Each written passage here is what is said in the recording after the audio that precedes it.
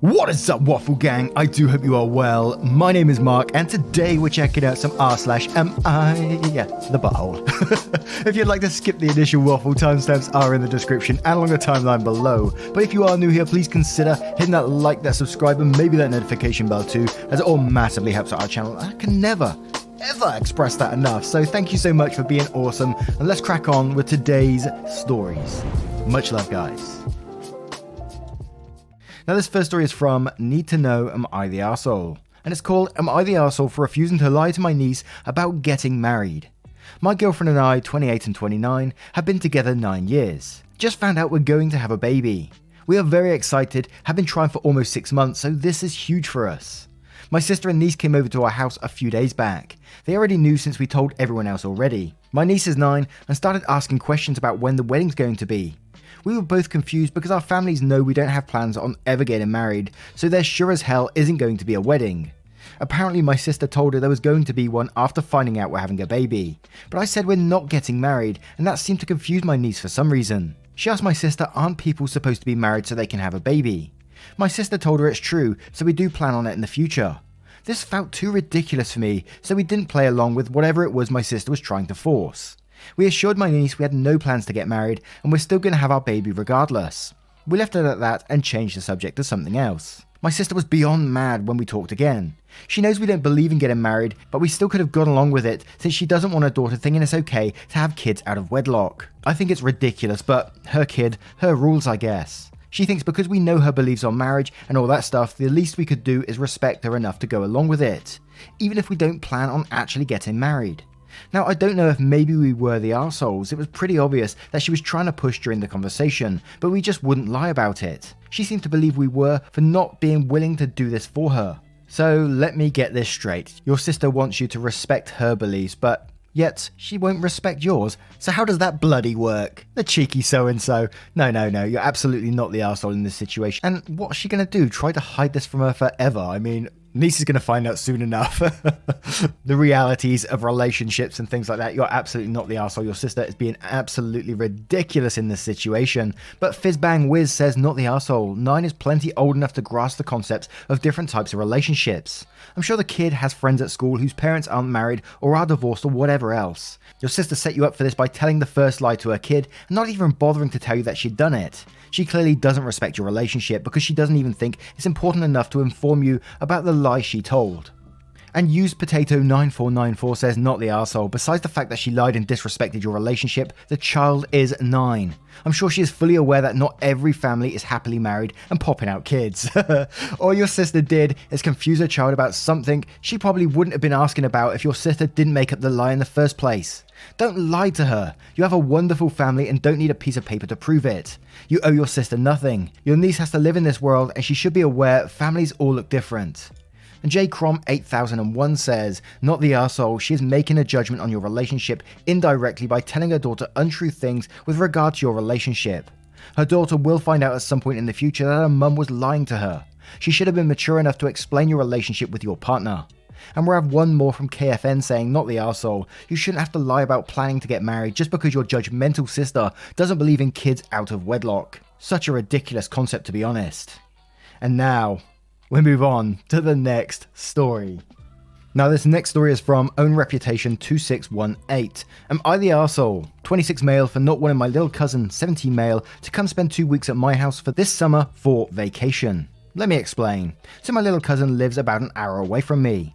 Since he was a toddler, he would always spend time at my house for weeks on end during the holidays and summer. I'm gonna be honest here, my cousin has a reputation of terrible behaviour. For example, he ran up to my father and headbutted him in the hip 2 weeks after hip surgery when he was 4. As he got older, his behaviour hasn't changed. My auntie, his mum, constantly calls me and complains about how rude, obnoxious and inconsiderate he is all the time. I'll give a few main examples. 1. He shits and doesn't flush the toilet regularly. He does it at my house and it's disgusting. His response every time is, my bad, I forgot. 2. He is extremely greedy. He will eat a pound of wings to himself that is meant to be shared without any thought that people around him are supposed to have some. Again, he's done this at my house multiple times and it's pretty frustrating after coming home from a long day of work. 3. He is extremely loud when he plays video games. Loud to the point where the tenants who lived in his mum's basement were forced to move out because they couldn't sleep at night. His response was that he didn't care. He also does this at my house. 4. Most of the time he will only talk to you if it involves getting him something, food, a gift, a favour. Other than that, he will be in his room. 5. He's extremely messy. He ate a plate of chicken at my house and literally left bones on the table. I walked in on him, picking his nose and rubbing it on my bed. At 16 years old, not 6. Also, read my first point again.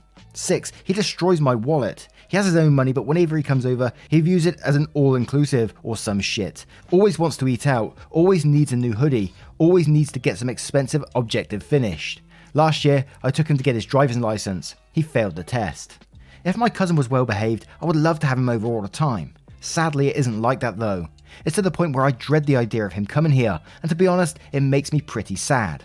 Now here's where it gets tricky for me. Recently his behaviour has been even worse, to the point where his mum asked him to go live with his father for a few weeks. They divorced 3 years ago. So now, that time is approaching for him to go back home with his mum. She calls me asking, "Oh, can you please come pick him up so that he can stay at your place for 2 weeks?" I feel bad for him. Bruh, feel bad for what? She knows that he doesn't behave here as well. He never has. So the question I have here is, am I the arsehole for not wanting to take this ill-mannered, terribly behaved young man at my house for 2 weeks?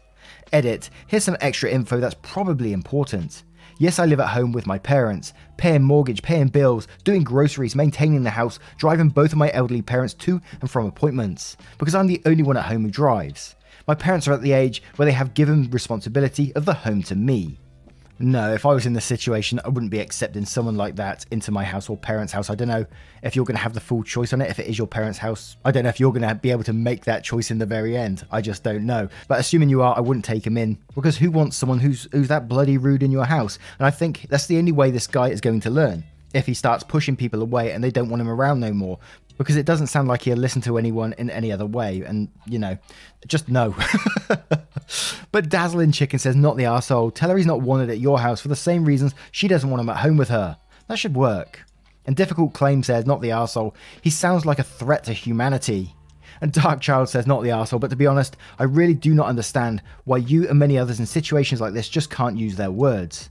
Tell his mother, I'm sorry, I'm not willing to have him at my place anymore. Besides the ill manners and attitude, I keep forking out money due to destruction of property. He has no respect for me or my property and treats it like an all-expense paid holiday. People need to be told so they can sink or swim. If there are no consequences to someone's actions, they will not change. Obviously, your family knows what kind of person he is and should have educated it out of him by his parents throughout the years. Just let them know unless you see genuine changes in your cousin, he won't be staying over again. Nobody has to put up with that kind of behaviour from anyone. Life is too short. People need to stop just accepting things you don't want in your life, especially from family. And KRLRK says, not the arsehole. Why would you even consider it? You obviously do not want it. He can stay at home with his parents. He is their responsibility, not yours. And Pocket or Penny says, just say no. Can't do house guests. Sorry. And with that being said, we'll move on to the next story. And our next story comes from Digital Stomp. Am I the arsehole for asking my SO to take the baby with her when she leaves the room in the middle of the night? I have to wake up at 5 to 6 AM every weekday for work. My SO is a stay-at-home mum. Approximately once a night she gets up around 2 or 3 AM. She hasn't actually went to sleep yet, she's just watching TV and getting ready to go to sleep, to go to the restroom or put clothes in the dryer, etc. Our 5-month-old baby immediately wakes up and starts screaming as soon as my SO leaves the room. Most nights I spend around 10 to 20 minutes woken up in the middle of the night trying to get our baby to stop crying, but she never does until my SO comes back. I can't fall asleep easily and takes me 30 minutes to an hour to fall back to sleep. I've asked her to take the baby with her and put her in the baby swing or something so that I don't wake up. My SO says that she shouldn't have to do that and I should wake up. If the roles were reversed, I would do that for her, but she says that isn't the point and you shouldn't mind having to wake up, and she should be able to do something without having to bring the baby with her. I told her that I think it's selfish to make me wake up just because I shouldn't mind waking up. When I am not at work, I help take care of all of our children and would give her breaks from the baby. It's not that I'm lazy or don't want to be with my baby, but having to spend every workday tired just because I have to, in my opinion, wake up for no reason just doesn't seem fair to me. Am I the arsehole? Edits, my other children are 7 and 5. Many have asked why she's doing laundry in the middle of the night. A lot of times she starts a load of laundry and forgets to, or delays putting it into the dryer, then when she wakes up in the middle of the night she decides to go and do it then. Yes, I do help with laundry, cleaning and dishes. Why don't you sleep in a different room? My SO doesn't like it when I sleep in a different room and gets angry. Why don't you wear earplugs? Great idea, I'm going to try that. Also, my SO is more nocturnal than me and doesn't sleep until 3 to 4 AM because she wakes up later in the day than I do.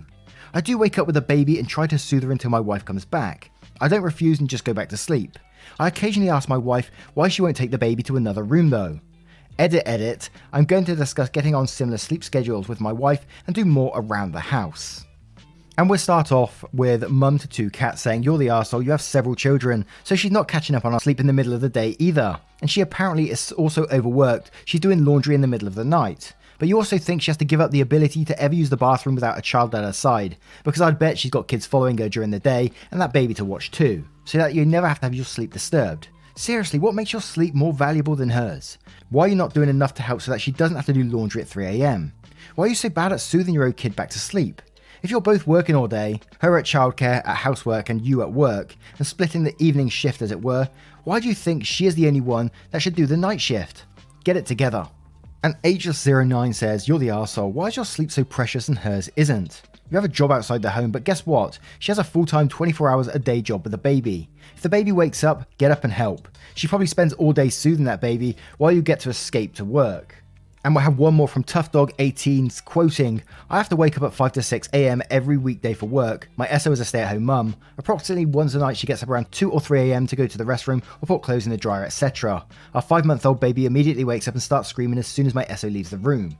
And then says, this whole thing is so confusing and the only thing I could glean is that you are the arsehole. But why is your wife waking up at 3 AM to put clothes in the dryer? Why is your baby waking up from your wife? Does your baby not just wake up to eat? Why is it mysteriously impossible for you to soothe your own baby? If you have other children, you know that this isn't forever anyway, and all you need to do is keep on going and the baby will soothe with you. Why aren't you doing that? Your wife being a stay-at-home mum is not relevant. You just revealed you have several children, so you have to get up at 5 or 6 and she's up in the middle of the night. When do you think she makes up her own lack of sleep? You think being a stay-at-home mum means she lounges around all day eating bonbons? I don't get any of this, it seems off. I wonder if you're even real. If you are, why did you have children if you want to get a full night's sleep when they are babies? And now we'll move on to the next story. And this next story comes from Anti-Anime Mum. Am I the arsehole for getting takeout for myself and not bringing any back for my family? I work at a nursing home, very long hours, I often do double shifts and don't really get much to eat at lunch. Maybe I sneak in a couple of bites, there's usually some kind of emergency that interrupts me. My boyfriend has tried to be understanding. He usually tries and have me something to eat when I get home. He usually makes breakfast for me and the kids. He's new to this role though. He's not really the best cook. Honestly, he burns things or doesn't read the instructions right so the food comes out wrong. I just wanted something good, not something I have to force down. Oh dear. I got off the night shift and didn't eat lunch because of an emergency. And on the way home, I got a sudden cravings for pancakes. All I could think about was pancakes. So I got me a pancake breakfast from McD's. I figured he made the kids breakfast already, so I just got one for me. When I got home, they were all eating. They all stare at me when I got out my breakfast platter. Despite having just ate, they're all hounding me for a bite of pancake, a hash brown. I just ignored them and ate my food. They complained to Dad. He comes over and says something rude about me, forgetting about them. They didn't have enough for everyone. I ignored him and just ate. He mentioned how he had food for me already. I told him about my pancake craving and I'd rather have them. They're all staring at me. He said, why not just eat at the place? You know they like pancakes. I told him I was hungry and tired and just want to go to bed as soon as I eat, and food makes me tired. He just stormed off, my kids followed him, and I heard them crying and begging him to get me to give them some of the food I got. The kids started staring at me again. It was getting on my nerves, so I just said, damn, you guys are like a bunch of vultures. Can't you just go bother someone else? And my boyfriend yelled at me for being inconsiderate. Was I wrong?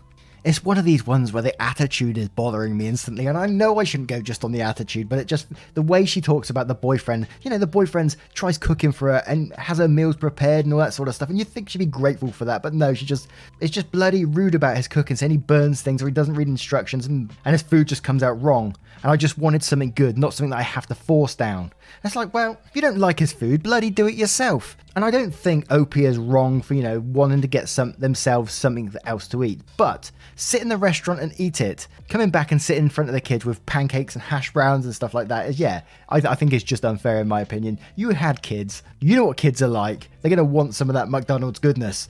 Although not everyone likes McDonald's, to be fair. But I do like their breakfast. Double sausage and egg muffin. But mainly it's just the attitude that's getting me to me mainly in this one. And I think if you don't like his cooking that much, you should talk about it and maybe help him out and And in some non-patronizing way, teach him some recipes so he can become a better cook. Oh man.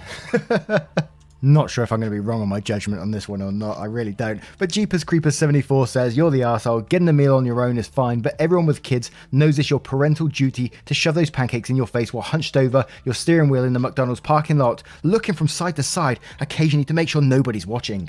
Ideally, you'll keep a change of clothes in the trunk so that nobody will smell the imitation maple syrup and hash brown cakes as you walk in the door. Kids are like bloodhounds when it comes to Urdu McDonald's.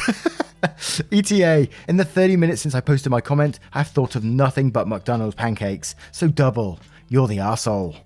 And Conscious Card says, you're the arsehole, you don't bring home McDonald's just for yourself, an idiot in front of your kids. That's just cruel. And Darcy33 says, you're the arsehole, it would never in a million years occur to me to get a meal and not send a quick text or make a quick phone call to ask if anyone at the house wanted anything. You had to have known that regardless of already eaten, the kids still would have wanted McDonald's when they saw you bring it in. And one more from Oh Hi Internet says, yes, you're the arsehole. It sounds like you handled that very poorly. You could have eaten at McDonald's. You could have called on your way through the drive-thru and asked if they wanted anything while you were there because you were craving pancakes this morning. There are many ways you could not have been the arsehole, but from the way you describe it, it looks like you are. Don't tell me you didn't realise that your presumably wrong children were going to want and hound you for pancakes if you brought them into the house. Don't tell me that you didn't realise that the partner you knew had cooked for you would feel rejected and taken back when you literally bring home other food to eat in front of them while ignoring them and your children and being rude and dismissive when questioned. You might have been tired after a long shift, but your partner and kids don't deserve to have that taken out on them when you got home. Now, what do you think of today's selection of stories? What are your verdicts on today's stories if you choose to share them? Don't feel pressure to do so though, only if you want to. And thank you so much for being here today. If you do have a moment of your time, please consider clicking that like button if you did enjoy today's stories. Thank you so much for your love, support and time. And if you want to support the channel further, you absolutely can by clicking that join button down below for YouTube or clicking the link in the description for Patreon and joining up there. Never any pressure to do so though, just if you want to. And thank you once again for your love, support and time. And I will see you spicy so-and-so, in the next one. Take care guys. Much love.